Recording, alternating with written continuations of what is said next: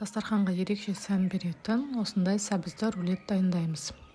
Ол үшін 600 грамм сәбізді теркадан өткізіп аламыз. Ол шамамен 3-4 сәбіз.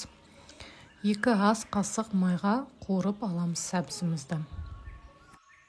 Мен гхи майына қуырдым, сары майға да қуыруға болады. Енді ыдысымызға 4 жұмыртқаны салып, үстінен аздап тұз салып, жақсылап миксерлеп аламыз.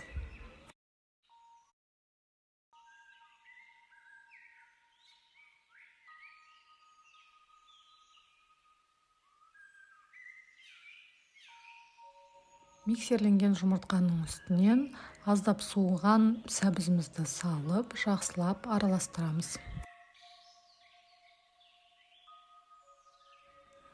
Үстінен 2 ас қасық күріш ұнын салып, массамызды жақсылап араластырып аламыз.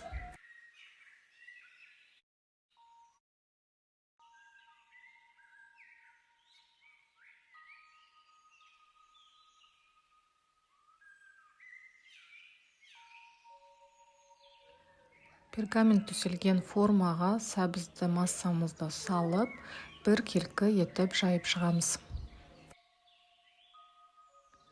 Бір келкі етіп жайылған рулетімізді пешімізде пісіріп аламыз. Рулетіміз пісті. Енді рулетті пергаментпен бірге орап, суығанша қойып қоямыз.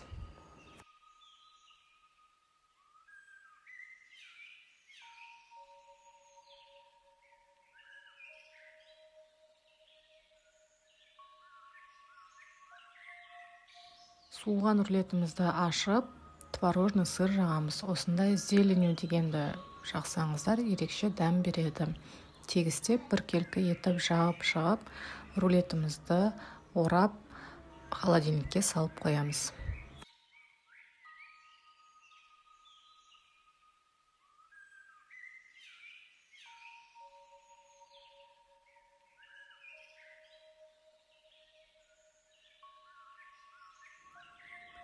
Осымен біздің рулетіміз дайын. Дайындап көріңіз, ас болсын.